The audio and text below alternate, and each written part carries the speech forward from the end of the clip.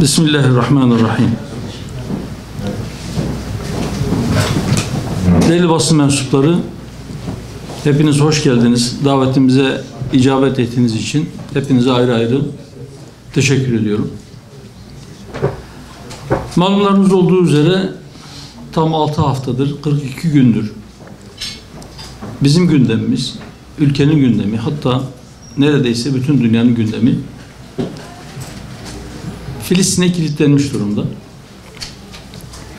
Gazze 6 haftadır çok vahşi bir saldırı altında, çok yoğun bir bombardıman. 7 Ekim günü başlayan Aksa tufanından sonra bazı yorumlar yapıldı.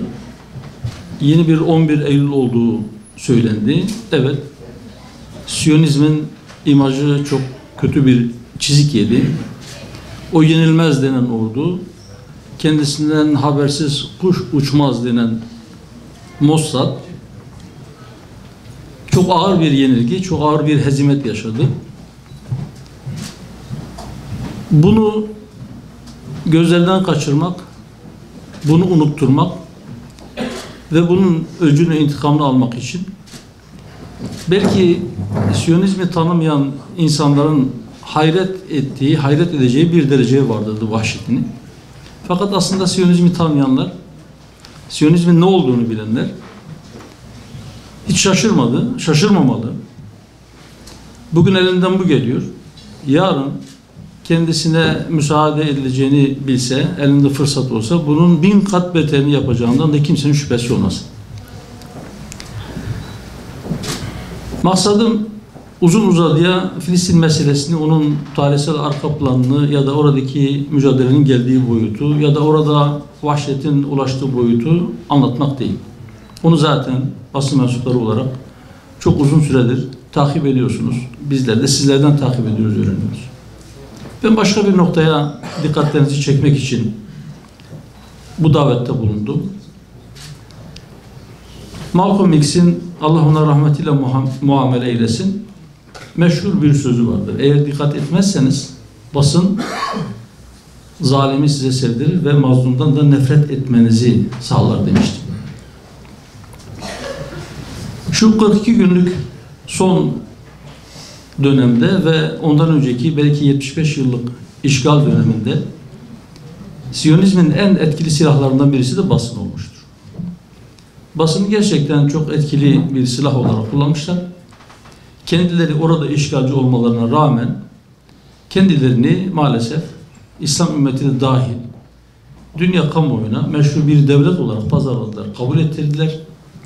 Oradaki şerefli direnişçileri de onların kardeşlerine terörist olarak tanıttılar ve zaman zaman bazı Müslümanlar, aynı kıbleye dönen insanlar oradaki direnişçi kardeşlerini, kendi vatanlarını, kendi izzetlerini, kendi çocuklarını, kendi kadınlarını, kendi hürmetlerini ve hepimizin mukaddesatını korumak adına hareket edenler adi birer teröristmiş gibi, o şerefli direnişçiler adi birer teröristmiş gibi isimlendirildiler, yaftalandılar, etiketlendiler ve zulme maruz kaldılar.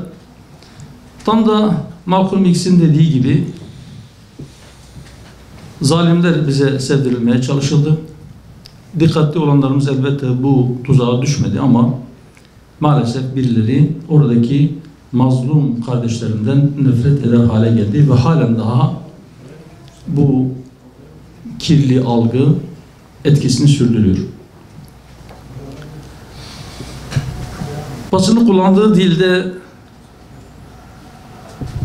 birkaç noktaya ben dikkatlerinizi çekmek istiyorum. Mesela bir kere şunu bilelim, yani bu son saldırıların sebebi gibi gösterilen Aksa tufanı öyle onun öncesinde sanki Siyonistler çok barışsever insanlar, çok uysal insanlar, karıncayı bile incitmeyen insanlar değiller. Her fırsatta zaten oradaki bütün Filistinleri topraklarından etmek, oradan sürmek, zorla tehcir etmek, olmadı eğer yapamazlarsa gerekirse öldürmek. Bütün mülklerine el koymak ve Mescid-i Aksa'yı da bir şekilde yıkmak onların zaten planında, programında vardı. Ve sistematik bir şekilde saldırılarını sürdürüyorlardı. Aksa'ya saldırdıkları zaman, insanların ibadet etmelerinin önüne geçtikleri zaman onlara yakın basın ya da onların tuzağına düşenler bunlara hep çatışma dediler. Halbuki taraflardan birinin elinde silah vardı, öbürünün de koltuğun altında seccadesi vardı. Siyonistler her vahşet sergilediğinde onların tarafında olan siyasetçiler, devlet idarecileri ve basın kurumları buna Siyonizmin ya da İsrail'in kendisini savunma hakkı dediler. İşgali operasyon dediler, direnişe terör dediler. Siyonistler ile oradaki direnişler arasında bir çatışma çıktığında Siyonistler katledilmiş oldu ama oradaki bebekler, siviller öldü. Sanki hastalıktan ya da çok tabii bir sebeple ölmüş gibi, öldürüldü bile demediler. Vahşete karşı çıkanları antisemitizmle suçladılar. Halen daha devam ediyorlar. İşgalci, meşru güç, direnişçi, terörist oldu. Çatışma alanlarında askeri üniformalı olanlar bile karşı karşıya geldiğinde, yani işgal güçleriyle direnişçiler, eğer bir işgal askeri ya da polisi, silahlı bir elemanı direnişçilerin eline esir olarak düştüğünde onun adı rehine oldu. Ama işgal güçleri aradıkları birini teslim olmaya zorlamak için onun 70 yaşındaki anne babasını ya da 5 yaşındaki çocuğunu rehin aldıklarında bunun adı tutuklama oldu. Gerçekten daha bu örnekleri çoğaltabiliriz. Halen daha her gün televizyonlarımızda aslında belki yürekleri gazıyla beraber atan, belki oradaki kardeşlerimize yapılan muamelelerden dolayı tek başına kaldığında sessizce ağlayan insanlarımız bile belki üzerinde çok fazla düşünmediği için bu kavramları olduğu gibi verili şeyleri kullanmaya devam ediyor. Halen daha 7 Ekim sabahı Aksa Tufanı operasyonunda askeri kışlalarında esir alınan subayları bile rehin ediyor. Ya da işte bugün burada da yayın yapan İngiliz menşeli bir basın kuruluşunun Türkçe sitesinde bir haber. Acaba İsrail Hannibal protokolünü mü uygulayacak diye bir haber var. Dikkatinizi çekmiştir. Bakmayanlar bir baksınlar oraya. Orada başından sonuna kadar kaçırılan askerlerden bahsediyor. Asla esir kelimesi orada bulamazsınız. Bunların için İsrail için önemli olduğu, İsrail'in işte herhangi bir askerin kaçırılmaması için, yani esir alınmaması için ne türlü tedbirler alınması gerektiği. Gerekirse esir askerleri de kaçıranlarla birlikte, tırnak içinde söylüyorum, kaçırma onların ifadesi. Yani esir alanla esir alınanı vurma gerektiği. Çünkü onlara çok pahalıya mal olduğu. Bunun karşılığında işte şu kadar Filistinli tutukluyu serbest bırakmak zorunda kaldıklarını falan yazıyor. Normal akış içerisinde ve tarihsel süreç içerisinde bu kadar çok okuduk ki bu tür haberleri, o kadar çok okuduk ki artık bu terimler, artık bu tanımlar, bu tarifler bize çok normalmiş gibi geliyor. Ama aslında normal değil. Evet, biraz önce söyledik, eğer dikkat etmezsek basın, zalimi bize sevdirir. Ve Siyonist zalimler çok uzun bir süredir daha kendilerini devlet olarak ilan etmezden önce basını bir silah gibi kullanmaya başladılar ve el anda kullanıyorlar. Onların istediği şekilde hareket etmeyen, onların politikalarına uygun yazmayan, çizmeyen insanların nasıl işlerinden kovulduklarını hepiniz biliyorsunuz. Yani o somut örneklere tekrar girmeye gerek yok. İşte 40 yıllık karikatüristi çizmiş olduğu karikatürden dolayı nasıl işinden ettikleri ya da televizyonda, yayında kullandığı bir kelimeden dolayı insanları nasıl kovdurdukları ya da kameraların önünde Siyonist başbakanın başka bir ülkenin başbakanına basına sansür uygulamasını açıkça kameraların önünde istediğini hepiniz benden daha iyi biliyorsunuz. Öyleyse bizim bu kardeşlerimizin elinde evet belki sosyal medya var. Basınları çok güçlü değil. Sosyal medyayı etki bir şekilde kullanıyorlar oradaki mazlumlar. Fakat sizler, bizler, burada oturan insanlar, 1000 kilometre uzaktan yüreği oradaki kardeşi için yanan insanlar. Bizim elimizde de etkili bir güç olan basını biz neden onların silah gibi kullandığı basını etkisiz hale getirmek için kullanamıyoruz? Bu soruyu hepimizin kendimize sorması lazım. Lütfen beni yanlış anlamayın. Hiç kullanılmıyor demiyorum. Ama bu oyunlara, bu kelime oyunlarına, bu çarpıtmalara, bu kendi amaçlarına hizmet eder şekildeki kavramsallaştırmalara biraz daha dikkat edilmesi gerektiği düşüncesindeyim. İnşallah en azından bu aşamadan sonra bu konuda yeterince bir farkındalık oluşur. Farkında olmayan kardeşlerimizin de biraz daha dikkatli olması konusunda eğer biz birbirimizi ikaz edersek meslektaşlar içerisinde hani farklı basın gruplarından, kuruluşlarından buraya gelen kardeşlerimiz var ama hepimizin ortak bir özelliği var.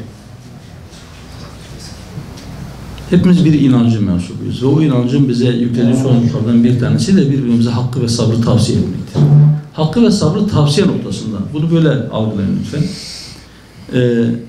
Yoksa kimseye işini öğretmek gibi bir pozisyona düşmek istemiyorum. Öyle bir niyetim de yok. Ama hani oradaki kardeşlerimiz çok ciddi bir zulüm altında. Kimin elinden ne geliyorsa onu yapmak gerektiğini söylüyoruz. Şimdiye kadar söyledik. Pek çok kişi bunu söylüyor. Evet, insanlarımızın bir kısmı meydanlarda bu gündemi soğutmamak adına belki işini gücünü bırakıyor. Belki elinden o geldiği için meydanlara çıkıp onların sesini yükseltmeye, o zulmü bütün dünyaya duyurmaya çalışıyor. Birileri maddi yardımda bulunmaya çalışıyor. İşte şu anda yeniden bir gemi filosu hazırlığı var. Gazze'ye doğru inşallah mümkün olursa yola çıkarsa inanıyorum ki çok ciddi bir etkisi olacak. Belki işte parlamenterlerden bir grup acaba Gazze'ye gidebilir miyiz? Ya da en azından Gazze'ye giremezsek bile Rafah sınır kapısına gidebilir miyiz diye bir gayret, bir çabamız var. Fakat eli kalem tutan, elinde kalem bulunan ya da elinde kamera bulunan ya da başında bulunduğu yayın kuruluşunun bu televizyon olabilir, gazete olabilir, internet medyası olabilir. Onunla ilgili belki idare ettiği insanlara bu konuda biraz daha dikkatli olmalarını tavsiye şeklinde olabilir. Bütün basın emekçisi ve idarecisi kardeşlerimden hasreten ben bunu istirham ediyorum lütfen. Yani o kardeşlerimizin evet şerefli birer direnişçiler iken terörist olarak tanınmamaları için basının yapmış olduğu, Siyonist basının ya da Siyonizmin etkisindeki basının yapmış olduğu kara propagandanın etkisini kırmak için biraz daha fazla sorumluluk alınması gerektiğini söylüyorum, onu söylüyorum. Şunu da dikkat edelim lütfen. Hani savaşın iki tarafı söylenirken, çünkü bazen bakıyorum, aslında hassasiyeti olduğunu bildiğim bazı televizyonlarda İsrail-Hamas savaşı diye kajeler yazılıyor. Hatırlayınız, 1948'de önce Arap-İsrail Savaşı dediler. Sonra karşı cepheyi küçültmek adına İsrail-Filistin Savaşı dediler. Sonra biraz daha küçülttüler. İsrail-Gazze Savaşı dediler. Sonra İsrail-Hamas Savaşı dediler. Yani Gazze'deki herkes de bu savaşın tarafı değil. Yavaş yavaş küçültüyorlar. Ama öte taraftan kendileri, kendi halkalarını, kendi cephelerini, kendi taraftarlarını olabildiğince genişletmek için yine her türlü şeyi yapıyorlar. Aslında taraflardan birisi İsrail bir taraf, Hamas değil. Savaşın tarafları. Bir tarafta Siyonizm ve evangelizm, öbür tarafta Müslümanlar ve insani değerler var. İnsanlık adına ne kadar değer varsa hepsine birden savaş açmışlar ve bütün dünyaya Bütün özgür dünyaya, insanlıktan ve adaletten yana barış isteyen, adalet isteyen, hürriyet isteyen bütün insanlara meydan okuyarak aslında onlara savaş ilan etmiş durumdalar. Bunu bu şekilde işlemek, inanıyorum ki bu davaya, oradaki kardeşlerimize ciddi bir katkı verecektir. Yine mesela İsrail askeri şöyle yaptı, İsrail polisi şöyle yaptı, İsrail başbakanı şöyle yaptı, İsrail Cumhurbaşkanı şöyle yaptı. Hatırlarsanız Sayın Cumhurbaşkanımızın birkaç gün önce söylediği bir söz vardı. Eğer örgüt gibi davranırsan öyle muamele görürsün. Sonra dün, sanırım dündü, açık bir şekilde çarşamba günü, evet 2 gün önce grup toplantısında yine açık yüreklilikle söyleyeyim ki İsrail bir terör devletidir. Şimdi Sayın Cumhurbaşkanı belki işgal ettiği makam anlamda ve uluslararası ilişkiler boyutunda bu kadarını söylüyor. O da aslında gibisi fazla. Yani örgüt gibi davranmıyor. Düpedüz bir örgüt. Hem de dünyanın görüp görebileceği en vahşi terör örgütü, en tehlikeli terör örgütü. Yıllardır ben söylüyorum. Siyonizm veya adına İsrail denen yapılanma dünyanın en tehlikeli terör örgütüdür. Çünkü ondan başka hiçbir terör örgütünün elinde nükleer silah yoktur. Bakınız ülkeler kullanmak istedikleri, rakiplerine karşı kullandıkları örgütlere türlü türlü silahlar verirler. Ama bugüne kadar hiçbir devletin desteklediği bir terör örgütüne hava aracı, yani savaşta kullanılabilecek hava aracı verdiği vakti değildir.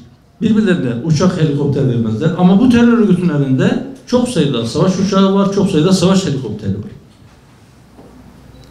Böylesine tehlikeli bir terör örgütü. Niye tehlikeli? Çünkü fikriyatı çok tehlikeli. Çünkü Siyonizm dünyanın en tehlikeli ırkçılığıdır. Çünkü kendinden başkasını insan kabul etmez. Çünkü kendinden başka diğer bütün milletlere, diğer bütün kavimlere mensup insanları kendilerine hizmet edilmek üzere yaratılmış merkepler olarak görürler. Ve bunu açık söylerler. Değerli dostlar, bakınız. Evet, içimiz kan ağlayarak seyrediyoruz. Artık sayıların çok bir önemi yok. Binlerce çocuk öldürüldü. Binlerce kadın öldürüldü. Camiler, kiliseler, ambulanslar, hastaneler bombalandı. Ama bunlardan daha kötüsü ne biliyor musunuz? Çocuk öldürmekten daha kötü bir şey var. Kadın öldürmekten daha kötü bir şey var. Bir atışla 2 kişi öldürür. Hamile kadın resminin üzerinin altına bunu yazıp üzerine bir çarpı işareti atmaktan daha kötü bir şey vardır. Çocuk öldürmeyi meşru bir hak olarak kabul etmek çocuk öldürmekten 1000 kat beterdir. Ve bunu açıkça söylüyorum. Bunu kendilerine bir hak olarak görüyorlar. Ve bütün dünyayı da adeta böyle hani sihirlenmiş gibi bütün dünyada diyor ki ama İsrail'in kendini savunma hakkı var. Hatta bazı din adamları çıkıp şöyle düşünün, o çocuklar büyüse bir terörist olacak ve bir Yahudi ölecek. Bir de böyle düşünün. Yani o çocuk da olsa, o bebek de olsa o öldürmeyi hak ediyor diyebiliyor. Şimdi bu kadar sapıkça fikirlere sahip olan, bu kadar elinde türlü türlü silahlar bulunduran bir terör örgütü, evet, bunlar üst üste geldiğinde bana göre herkesin kabul etmesi gerekir ki dünyanın en tehlikeli terör örgütüdür. Dolayısıyla belki elinde kalem olanlar ya da televizyonlarda program yapanlar, sözünün tesiri olanlar, sözünün gücü olanlar, Siyonizmin ne olduğunu, hedefinin ne olduğunu, diğer insanlara nasıl baktığını ve yöntemlerin ne olduğunu biraz daha detaylı, biraz daha etraflıca anlatmak zorundadırlar. Zira bu dünyanın en tehlikeli terör örgütü, emin olun, ben bütün yüreğimle inanarak söylüyorum. Ve bütün yemin lafızlarıyla beraber bunu teyit edebilirim ki onların hedefi sadece Filistin değildir. Onlar sadece Filistinlerin başına bela olmamışlardır. Onlar bütün insanlığın başına beladırlar. Dolayısıyla bütün insanlığın onları tanımaya hakları vardır. Kim onların yüzündeki maskeyi kaldırır, onları tanıtırsa bütün insanlığa hizmet etmiş olur. Sadece Müslümanlara, sadece Filistinlere değil, bütün insanlığa da hizmet etmiş olur. Bu konuda siz değerli basın mensupları çok ciddi görevler düşüyor. Çok ciddi sorumluluklar düşüyor. Bu sizin sorumluluğunuz. Sadece sizin değil elbette. Ama burada sorumluluğun büyüğü size düşüyor. Bu düpedüz terör örgütü olan vahşet örgütünü ben öyle inanıyorum ki şu 7 Ekim'deki Aksa Tufanı operasyonu bir şekilde bu bir başlangıçtır. Onların yüzündeki maskeyi kaldırdı. İnşallah bir daha makyaj tutmayacak. Ben öyle inanıyorum. Şu anda çok ciddi acılar yaşıyoruz. Evet, doğru. Fakat ben şöyle düşündüm. Belki hani saçı sakalı ağarmış birileri öldürüldüğünde insan diyebilir ki o da savaşan taraftı. Ya da şahsi bazı eksikleri, günahları vardı. Onlara kefaret olur inşallah diye. Bir mümin kul öldürüldüğünde inşallah şehit olur, cennete gidecek. Ama zaten tertemiz olan, hiçbir günahı olmayan binlerce bebek neyin karşılığında öldü? Ben inanıyorum ki mutlaka ama mutlaka onun karşılığında çok büyük şeyler olur. Evet, büyük doğumların sancısı büyük olur. Şu anda çok ciddi bir sancı yaşıyoruz. İnşallah bu doğum Siyonizmin ne olduğunu bütün insanlık tarafından tanınması ve insanların adaleti tesis konusunda ve hidayete erişme noktasında çok ciddi bir ivme kazanmasına vesile olur diye Rabbimden temenni ediyorum. Siyonist işgal rejiminin başbakanı birilerini tehdit etti. Koltuğunuzda oturmaya devam etmek istiyorsanız sesinizi çıkarmayın dedi. Daha önce de söyledim farklı vesilelerle. Bugün belki İslam ümmetinin bu halde olmasının en büyük nedenlerinden bir tanesi şudur. 100 yıl önce yaklaşık neredeyse bütün İslam ülkeleri işgal altındaydı. Ve bütün bu İslam coğrafyasında farklı farklı kavimlere mensup insanlar İslam'ın kendilerine vermiş olduğu ruhla ayağa kalktılar ve kendi işgalcilerini kovdular. Ama maalesef sonradan masa başı oyunlarıyla o emperyalistler pek çok yerde kendilerine hizmet edecek birilerini buldular, iktidar koltuklarına oturttular. Evet, o koltukta oturmayı küresel siyonizme ve emperyalizme borçlu olanlar bu tehditten korkarlar. O tehdit muhtemelen hedefine de ulaşacaktır. Kendi sırtını kendi halkına dayamayan, meşruiyetini kendi halkından, kendi milletinden almayan yöneticilerin bu tehditten korkması pek muhtemel. İkinci kısım, yani siyasetin yaptığı yeterliliği. Aslında diyebilirim ki Filistin'deki kardeşlerimizin dışında hemen hiçbirimizin yaptığı yeterli değil. Yani onların dışında bugün onlara elinden geldiğince yardım etmeye çalışanlar, elbette her birisi, yapılan her şey, her bir çalışma değerlidir. Fakat artmalı. Niçin bunu söylüyorum? Eğer şimdiye kadar ortaya koyduğumuz çabalar bu vahşeti durdurmaya yetmemişse demek ki bir şeyler eksiktir. Sadece bu bile tek başına bu anlamı çıkarmamız için yeterlidir. Hükümetten de neler beklediğimizi zamanında söyledik. Tekrar söylüyoruz. Bir kez daha söylüyoruz. Geçen hafta Batman'daki mitingde bir daha söyledim. Bundan sonra da söylemeye devam edeceğiz. Bu adımlar atıncaya kadar. Mesela biz diyoruz ki hatta Amerika Kudüs'ü İsrail'in başkenti olarak tanıdığı zamanlarda o dönemde söyledik. Bütün İslam ülkelerine çağrıda bulunduk. Dedi ki şu Siyonist rejimle bütün ilişkilerinizi kesin. Onu devlet olarak tanımaktan vazgeçin. Kendi hava sahanızı kapatın. Oralardan kalkan ve oraya giden uçakların kendi hava sahanızdan geçmesine izin vermeyin. Kendi limanlarınızı kapatın. Sizin limanlarınızdan hiçbir gemi oraya gitmesin. Oradan kalkan hiçbir gemi sizin limanlarınıza yanaşamasın. Ticari ilişkilerinizi kesin.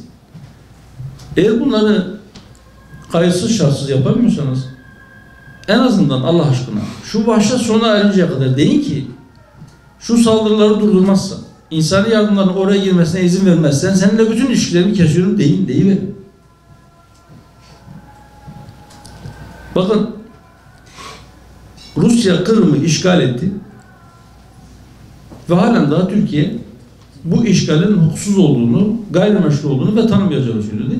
Bundan dolayı, bundan yıllar önce Ulaştırma Bakanlığı Kırım'dan kalkan gemilerin Türkiye'deki limanlara yanaşamayacağına karar verdi ve bütün limanlara yazı gönderdi. Dedi ki Kırım'da kalkan limanların kabul etmeyin.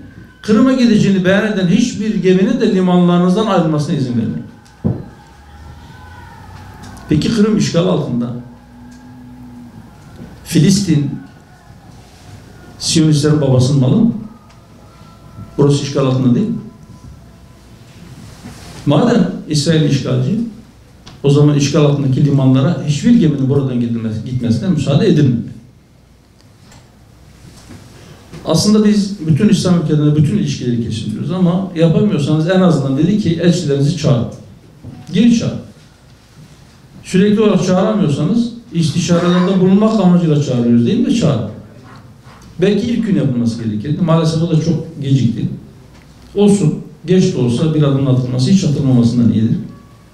Daha yapılması gereken çok şey var. Hepimizin yapması gereken şey var. Biraz önce söylediğim gibi. Eğer şimdiye kadar yaptıklarımızı vahşeti durdurmamışsa o zaman pozisyonumuzu yeniden değerlendirip daha fazla ne yapabiliriz? Bunun üzerinde tartışmamız lazım. Bir de şunu yapmamız lazım. Yani sadece kısa vadede bugün acil olan oradaki mazlumların, oradaki çocukların, kadınların üzerine bomba yağdırılmasının önüne geçmek ve belki insani yardımların oraya ulaşmasını sağlamak. Bu günün vacibi. Acil olan, hemen derhal yapılması gereken şey.